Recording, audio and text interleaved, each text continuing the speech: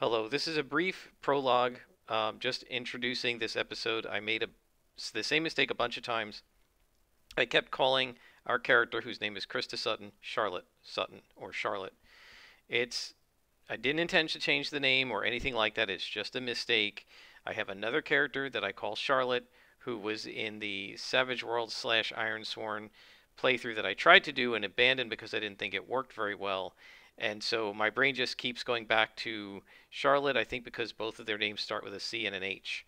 So I do apologize for that. I tried to find every spot in here and just put a little text note that says Krista to remind us that that is a mistake.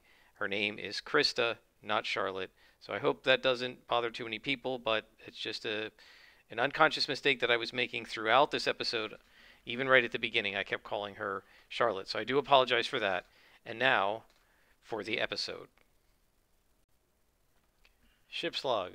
Celestial date 218.237.09. It's been 2 hours, and I think I've made enough repairs to my ship that I should be able to get back to Relic Station. Unfortunately, I'm not sure what happened there. The gamma ray storms have knocked out communication, at least from this side of the planet, Carrion. I'll be heading back and seeing if I can get in touch with my friend Zephyr before I head down to the planet's surface.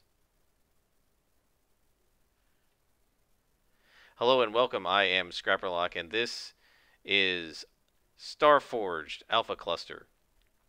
We are with Charlotte Sutton, our main character, who in the very first session failed in her attempt, or at least missed in her attempt to swear her iron vow for her inciting incident.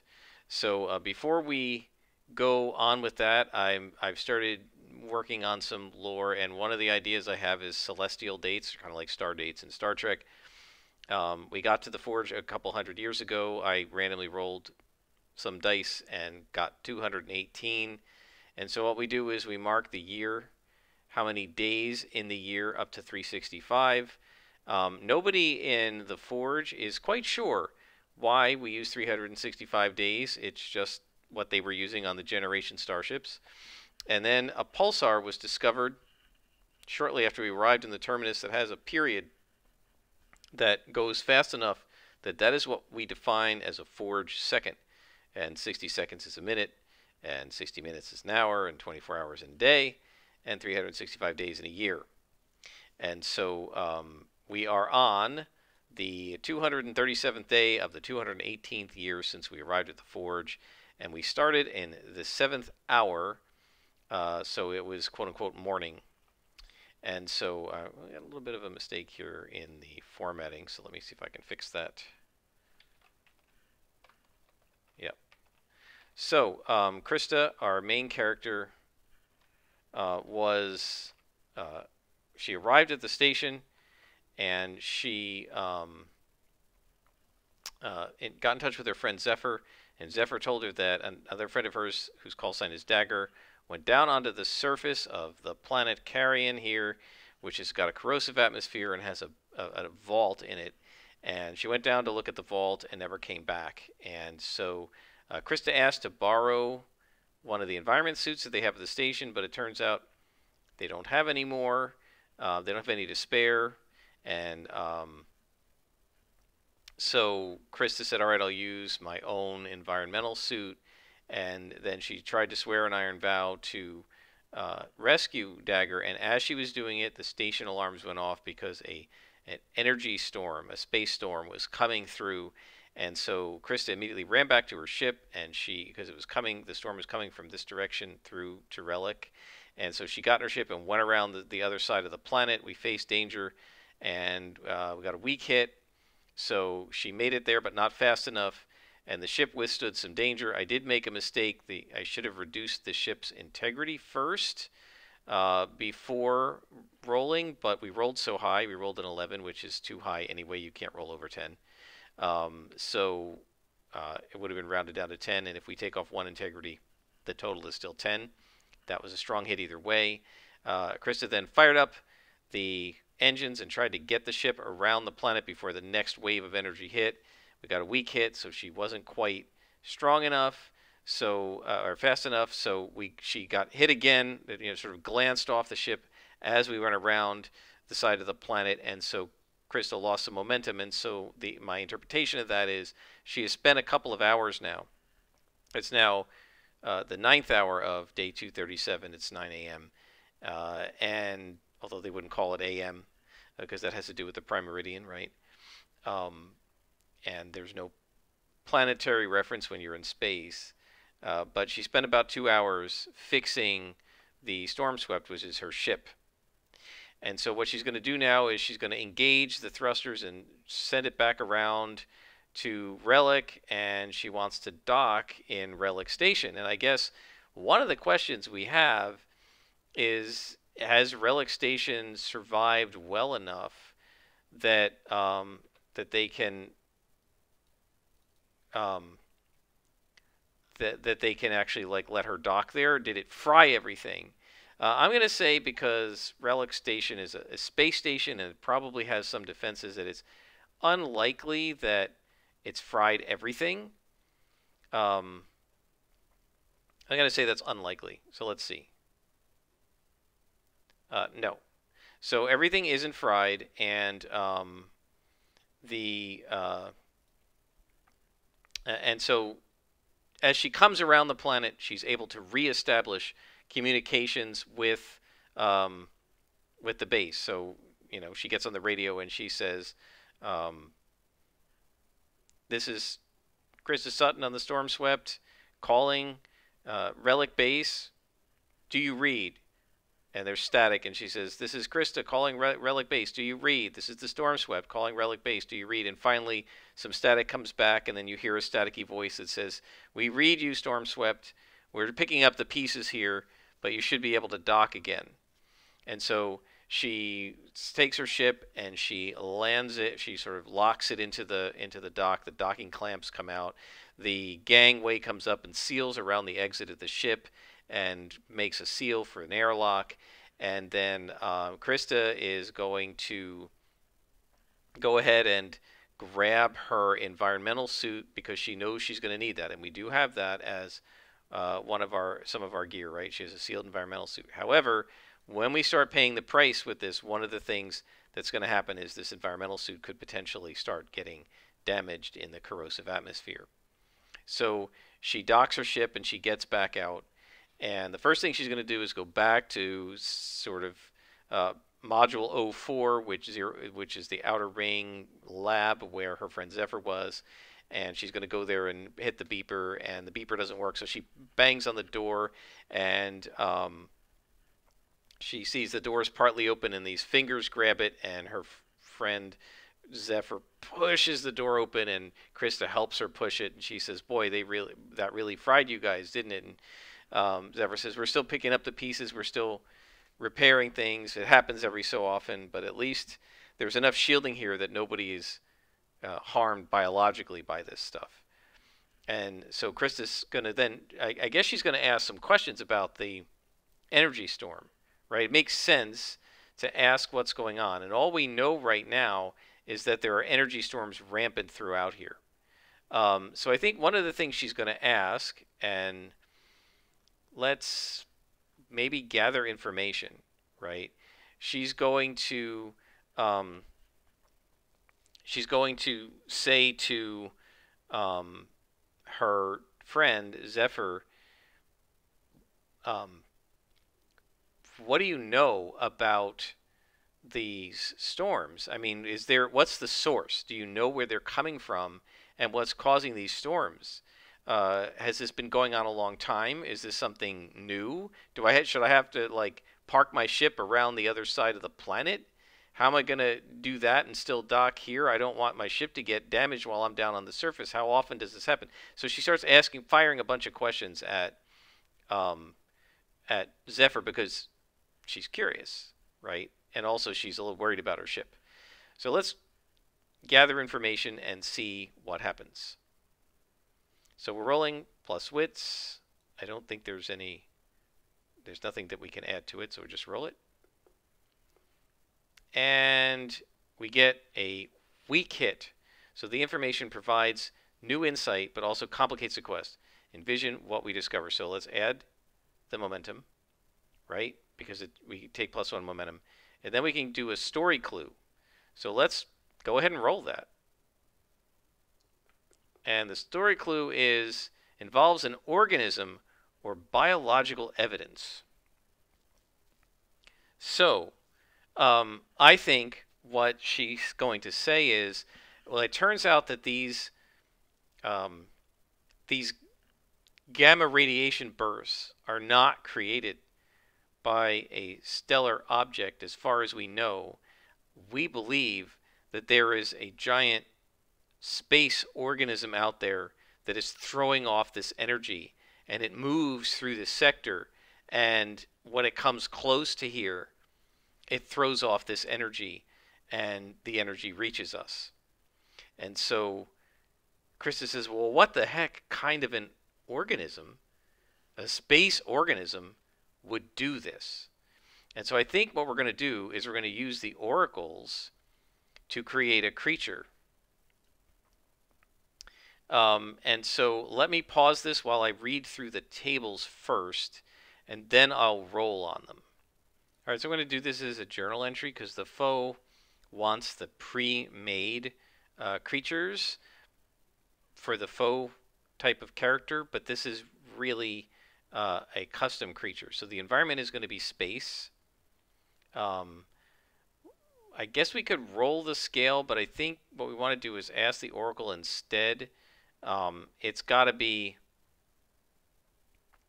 large, huge, or I would say it's got to either be huge or whale-sized. Sorry, huge is whale-sized. Sorry, it's got to be either huge or ultra scale, right? And I think then we roll on. I think it's actually got to be ultra scale. Actually, I think if it's going to create these kind of storms, I think it's going to have to be ultra scale. So let's roll on the ultra scale and see how big it is. So its size is hill-sized. So it's the size of a hill. So it's pretty massive, couple miles across, something like that. It's way bigger than a spaceship. I have to do its basic creature form. And its basic space creature form is going to be 22, which is avian or winged. Okay.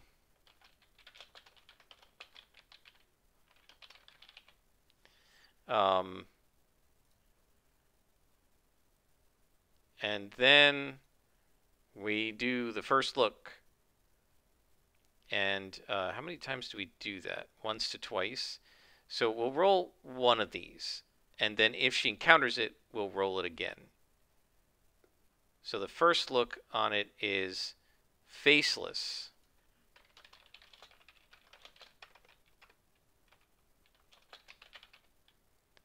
So there is a faceless, winged, massive creature bigger than any starship.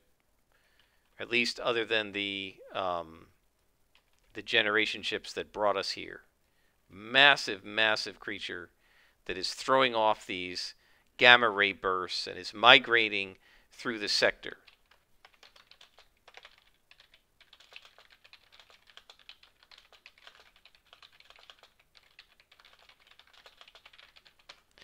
And it is causing the sector trouble. We should rank it.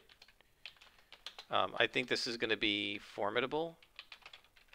I mean, we don't want to start with anything so powerful that we can't handle it at all. So it's a formidable creature. It's throwing off these gamma ray bursts. We don't know much else about it. Don't know what its encountered behavior or revealed aspects are going to be. Those things will generate. And it flies through space. So it's basically, I'm picturing it as almost like, it looks like maybe almost like a manta ray in the sense that there's no real head. It's just these two wings I mean, I know manta rays have heads, but just picture sort of these two wings with just a little bump in the middle where the quote-unquote head would be, and then a long tail, and it's just soaring through outer space. And for some reason, don't know why, it's throwing off these gamma ray bursts. So I don't know what it's going to be called yet. We'll kind of come up with a name for it when the time comes. Um, so um, Zephyr describes this to Krista and says, that's what we know about it. It swings by and it goes through the sector and it kind of comes out warning and moves randomly. There isn't really a pattern to it, and yeah, we don't know like what this thing is or anything about it. We can't kind of get close to it because it's throwing off these gamma ray bursts. But yeah, that's the problem. It shouldn't come back right away, so your ship should be safe for now. So Krista says, all right, well, I can see if I can look into that thing after I help your friend. So she takes her, let's do it. She takes her medallion back out and she puts her hand around it, and Zephyr kind of raises an eyebrow and she's like, really? And Krista says, yeah, I will do this. She says, I'm going to swear an iron vow to investigate and see if I can stop this space entity, this winged creature, from plaguing this sector with the gamma ray bursts. And so we're going to swear another iron vow. Let's hope we don't fail again. Just pause for 1 second. I've got to fix one thing. All right, so what we're going to do now is swear another iron vow. So where is that? That is right here. And we're rolling plus heart. And she's swearing this vow to somebody she has a connection with, so let's roll it. And we get another miss, guys. Another miss. So there's a significant obstacle to be overcome. So the way this works, because I looked it up, this basically adds an extra step to your quest. It adds an extra step to your quest that doesn't get to count as progress. So if we look at what happened in the first quest, right? We're rescuing Dagger. This is a troublesome vow, and we did something, right? We made some moves here, and we went around the planet, and we saved our ship, and we came back. But that doesn't count as a milestone because it was a result of a miss. So we're going to have to overcome some sort of an obstacle. So we haven't rolled action and theme yet. Let's roll action and theme and see if that gives me any ideas as to what the obstacle might be. So let's just try 1, 2. And we get hunt danger. Okay, so it's dangerous to hunt this thing. So I think what's going to happen is Zephyr is going to say, look, if you want to go after this thing, you're crazy.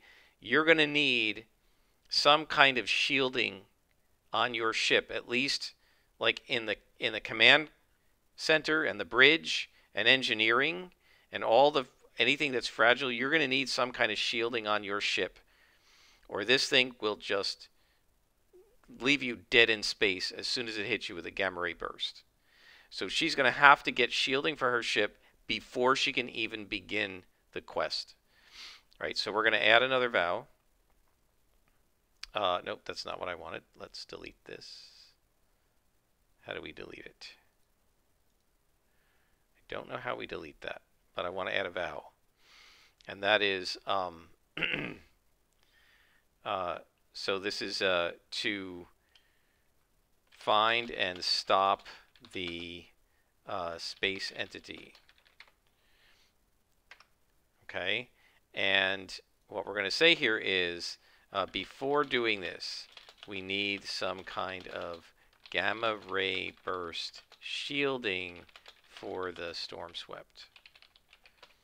Without that, the entity will wipe us out.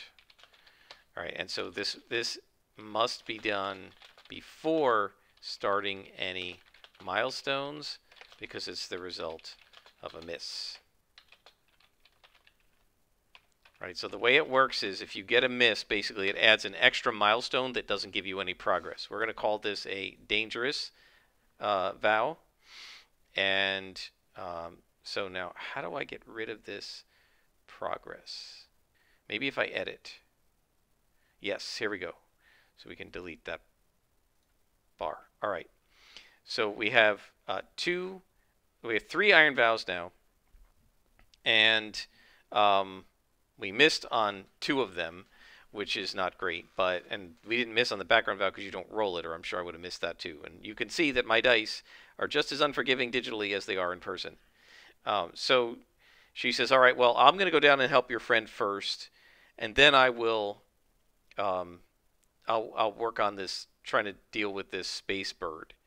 So she says, I'm going to need a shuttle to get me down to the surface. Wait a minute, do we need to do that? Our ship might be able to do that. Let me just check the rules and see what it says. We might be able to go down with the ship, although I don't know that I really want to do that because it's corrosive down there. So let me just check. All right, so it actually says on the asset that this ship can do atmospheric as well as interstellar flight, but I think Charlotte is going to ask to see if she can get a shuttle to go down there. So Charlotte is going to say, look, I'm going to go down to the planet's surface. You know, the storm swept is pretty awkward to get into a small place like where the vault is. Can I borrow a shuttle from here? And I think this is probably compel, right? Try to persuade someone or make them an offer. So she's charming them. You know, can I use one of the shuttles? After all, I'm going down to rescue somebody from this station. And Zephyr says, well, let's go down and talk to the quartermaster and see.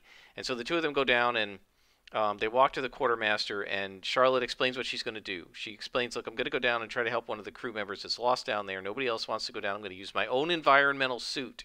But I'd really like a shuttle because it's easier to maneuver than my big giant starship out there. So we're rolling plus heart. So she's trying to ask, and let's see what the quartermaster says. So we get a miss. So he's going to refuse. So he says, no, I'm sorry, that storm just wiped out all of the instrumentation on our 2 shuttles. We're going to have to, it's going to take us days to repair it. You're going to have to take your own ship down. I think that's the price, right? She refused, and she's going to have to take the ship down. It doesn't seem to me like we need to pay an additional price here, because the price is she's going to have to take her ship, and now, right? And one of the things is something you care about is put in danger. Our ship is put in danger, right?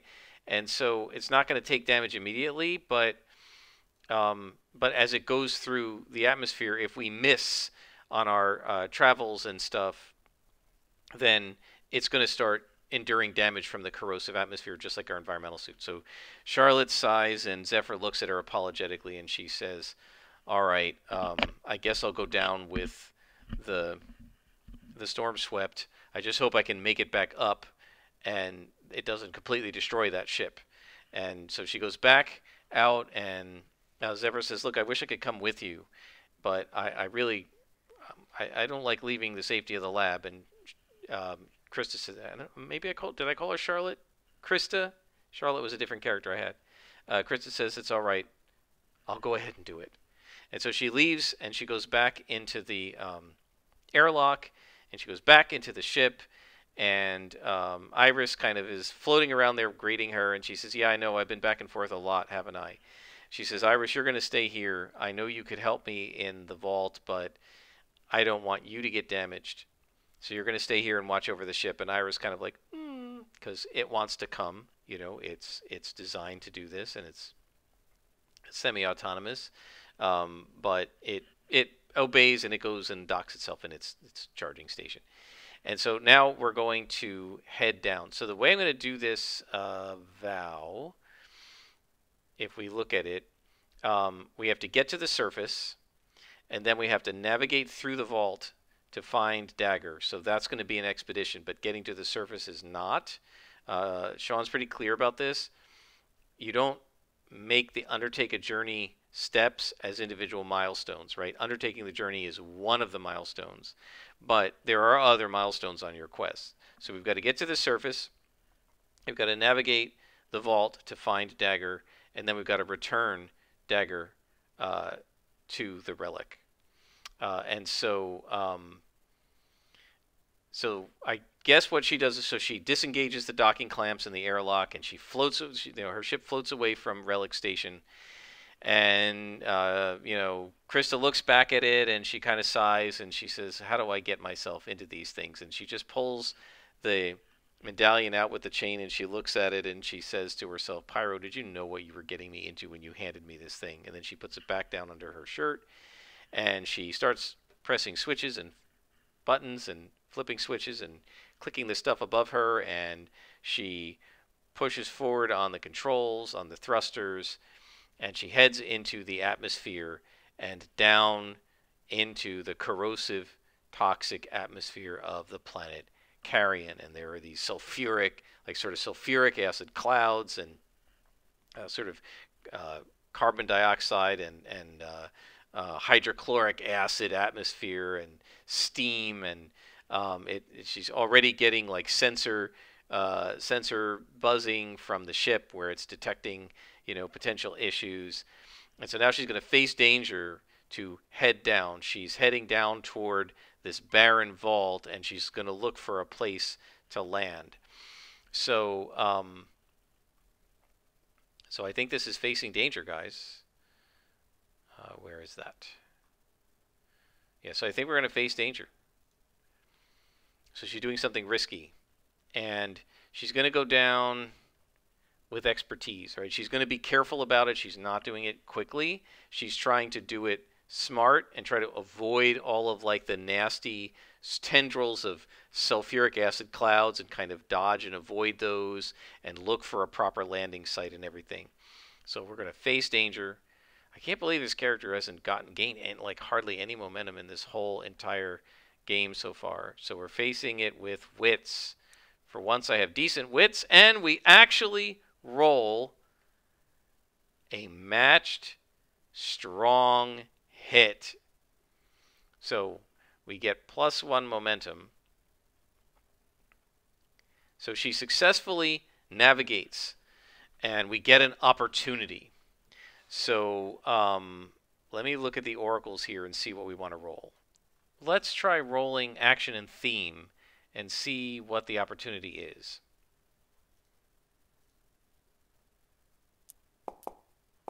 And we get acquire language. So I think what happens is Krista is more experienced at this relic hunting than the people on Relic Station, despite its name, actually are.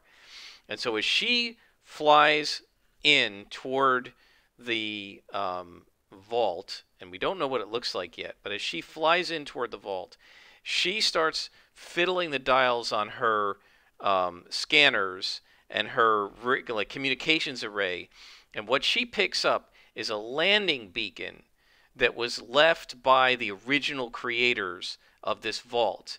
And this landing beacon is showing a route that she can use to fly through the atmosphere that won't be corroded, that's safer, right? It doesn't have these sulfuric acid clouds and everything.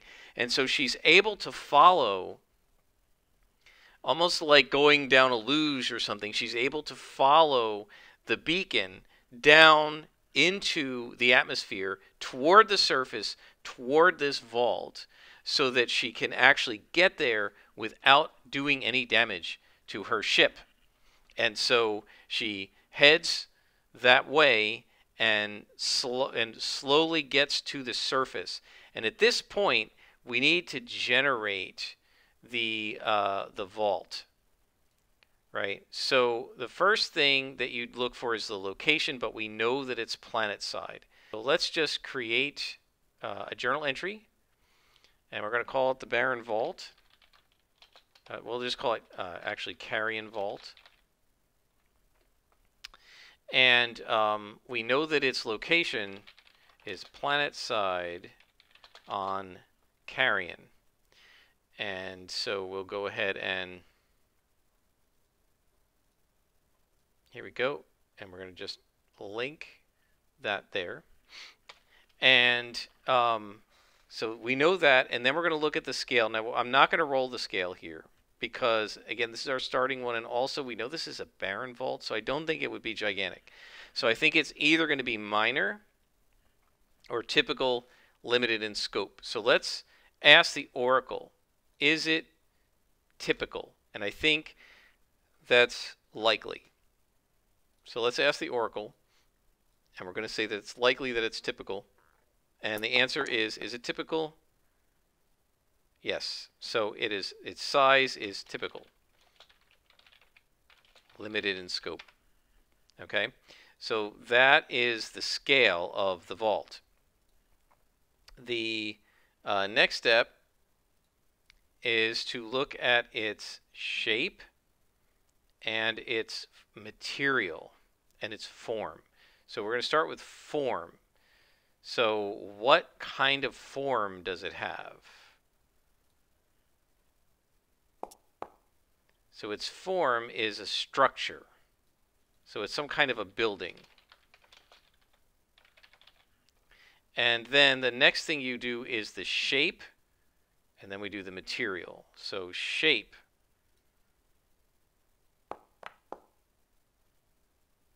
Practical or functional.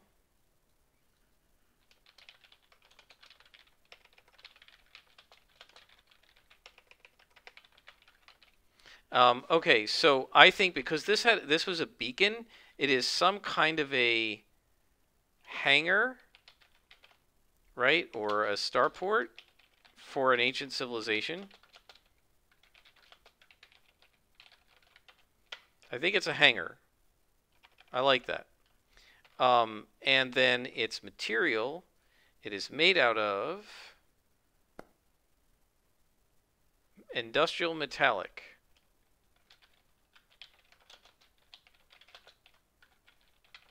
So it is some sort of a hangar of some kind. And then we're going to do the outer first look, and we're going to roll twice. So from the outside, it is corrupting its environment. So maybe it is causing the corruption. And it has a cavernous opening. And what I like about that is, well, that makes sense. If it's a hangar, it's got a giant cavernous opening that lets you go into it. So that is what we get on our first look. And so what we're going to do is you see the exterior look, and then you we have to sort of undertake an expedition to do an inner first look when we first enter the site, and then once we get into it, we'll figure out what like the vault purpose is, and so on and so forth. So let me pause it here while I set some of this up. All right, guys. So it has been 35 minutes, so I think we're going to actually stop here. Charlotte lands her ship in the gaping maws. That's sort of like the exterior of this ancient vault. So you can picture the ship coming in, and there's this big giant opening, and she just lands her ship just inside, and it puts down, and there's a hiss, and the gangway ramp comes down, and Charlotte gets her environmental suit on, and she starts getting ready to get out, looking out the door tentatively, and you see "to be continued" at the bottom of the screen. I think we're going to stop here, And in the next episode, this is going to be like a delve, where you kind of delve the depths. It's not quite as structured as delving the depths, so we'll see how much I like it. But it's kind of like a delve where she's going to have to go through one thing. So a couple things before we go. One thing I wanted to mention is if we look at our connections, we've got progress with Rowena because when you swear a vow to them, you make progress. Even if you roll a miss, you've still sworn a vow. In fact, I just swore another vow to her. So I guess we've made some more progress.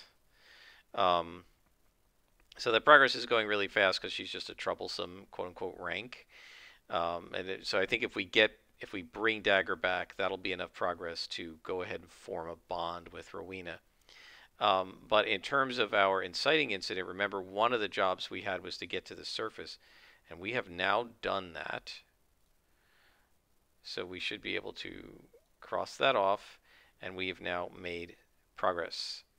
So we mark progress, and we've made a little bit of progress on rescuing Dagger from the vault. Now we have to find Dagger and then bring her back. So that works pretty well. We've made progress on our first vow, and hopefully you enjoyed. I do apologize. I think a couple times I called Krista Charlotte. That's because I have another character named Charlotte. That was my Savage Worlds character when I was trying to do solo Savage Worlds. She was a gunfighter, and I did a few sessions with her, so I got used to calling her Charlotte. And because both of their names start with CH, I might accidentally call Krista that other name occasionally. I should just call her Jackpot, and then I won't make that mistake.